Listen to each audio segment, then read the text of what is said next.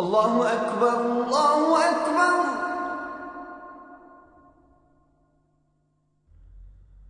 الله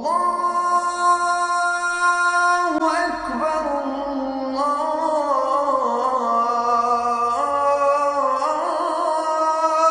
أكبر. Welcome to Let the Quran Speak. My name is Sophia, I'm your host. The aim of Let the Quran Speak is to help you gain deeper insights into Muslims and Islam, as it is practiced here and in other parts of the world. In this episode, Casino in Toronto. There has been much debate in Toronto recently about a possible casino being built in the city. Today we look at whether or not the proposal for the casino is a good idea from an Islamic point of view. But before we get to that, wasting food. A recent report shows that nearly half of global food is thrown away by farmers, supermarket chains, and customers. At a time when many people go hungry, how can we change the culture of wasting food? With me to answer those questions, Dr. Shabir Ali, President of the Islamic Information Center. Dr. Shabir, welcome to Let the Quran Speak. Pleasure to be on. I'm not sure if you've read the report from the UK. It's a report by the UK Institution of Mechanical Engineers, and they found that roughly half of the 4 billion tons of food produced actually gets wasted, which is a staggering number. Yes, this is alarming, and of course, yes, I have read the report or the Toronto Star's report on that report, and the number of statements that are found there and are quite alarming. The positive side is that we have much there to think about and act on, and if we all do what is right, then we can save much of this waste. Mm-hmm. And there are innovations, and there are ways that people are trying to work towards reducing waste. But of course, it's still a major problem. Yes, it is a major problem in several fronts. I think you mentioned some of the highlights. One at the consumer level. We as consumers, we have higher standards than our predecessors had. Mm-hmm. And this leads to much more waste. For example, we want the fruits to appear without any blemish. Mm-hmm. So what happens to the fruits that do have some blemish? They get thrown away and they're not put there on the supermarket shelves. Mm-hmm. They have to look shiny and symmetrical. Exactly. And then we have best before.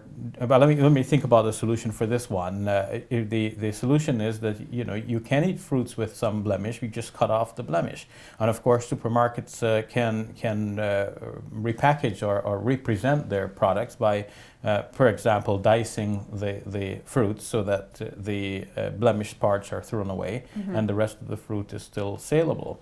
Think about the packaging of food. If you put them in plastic containers, according to this report, well then they're more likely to go bad quickly. So don't put them in plastic containers then. Best before dates, I was going to say. Yes. We have cereals that we bought some time ago, and and many other products. We look at the best before date and we say, okay, well this is not good anymore. Well, it's not bad.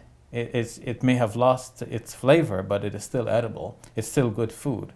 And we often throw away things like this, and this is part of the waste that this article is talking about. Mm-hmm. And of course, we often buy more than we actually need and store it away to the point where we forget about it, and then we realize, oh, we have this food and now we can't eat it anymore. Yes, we have to think about impulse buying. We buy things just impulsively, just because it's there or because it's on a sale. Mm-hmm. The fact that something is on a sale has been cited in some studies as one of the biggest reasons why people buy things. So we buy things that we don't need. And sometimes there's a 2-for-1 sale. So even if you use some of that product, you don't need the double quantity, but you buy it because it's on a 2-for-1 sale, and some of it go wasted in the end. Having a large fridge, and I have to admit I'm guilty here Mm-hmm. as well, sometimes means that people put food away in the fridge, and then it gets to the back of the fridge, and it's forgotten about. I think you just hinted at that, and eventually, by the time it's rediscovered, it's time to throw it away. Mm-hmm. So a lot of food gets wasted in this way. I mean, I can relate when I grew up in Guyana, in our village in Annandale. When we wanted the fresh vegetables, we had to go out and buy them at the local market, and going to buy the ingredients for the day's dinner was a regular routine. Mm-hmm. You went out and you got the stuff. You came home. At least the women and sometimes the men went out and bought it. So you didn't have a large variety of food stored up in your home? No. Mhm. You cooked for that day, you ate it. Some might be left over and enjoyed in the morning, and the next day you cooked again with fresh ingredients just bought from the market.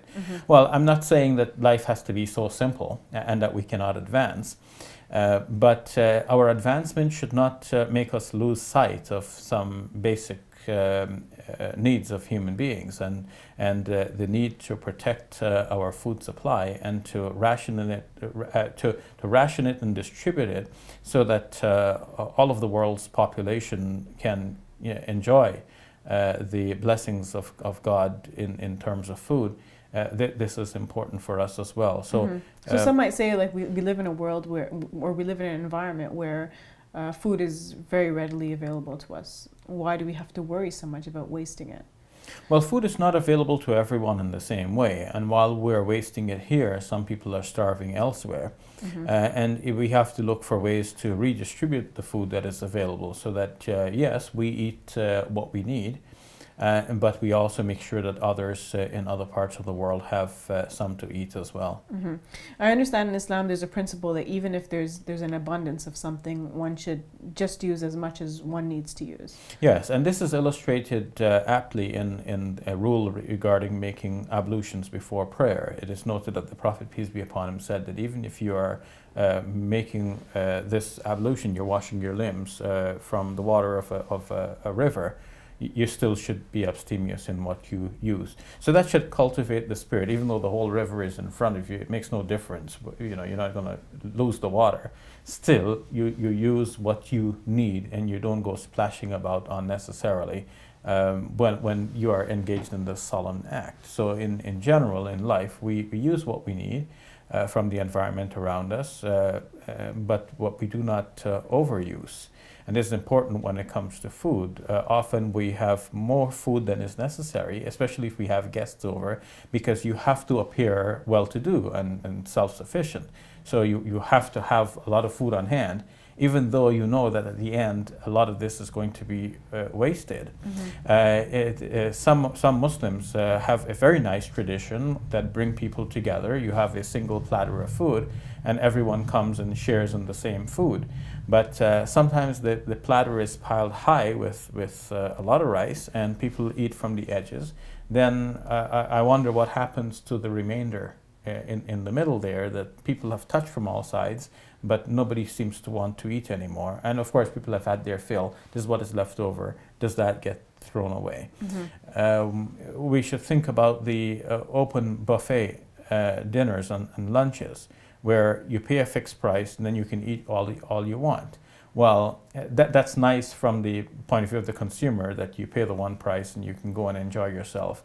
But at the same time, you should wonder, because you go in there and once you've paid, you feel that you need to justify your price. So you tend to overeat, and that contributes to obesity. That's a separate problem. But sometimes people take more than they can actually eat, and so they end up throwing away. So whether we're eating at home or eating in a restaurant, why take more than you eat? You have a long experience in life. You have a sense of what you normally would eat, and of course you take what is good and beneficial for you. So as Muslims, what responsibility do we have in terms of, I guess, social responsibilities, but also in terms of being custodians of the earth? Well, in terms of being custodians of the earth, we need to protect the resources that God has given us. And in terms of our social responsibility, the Quran enjoins upon us to be good to the poor and the needy. So we have to make sure that our fellow human beings are eating as well. We cannot sleep comfortably knowing that we have enjoyed our meals and others are starving in other parts of the world. All right, thank you for that, Brother Shabir. You're welcome. We'll take a break. When we return, we will look at a proposal for a casino in Toronto.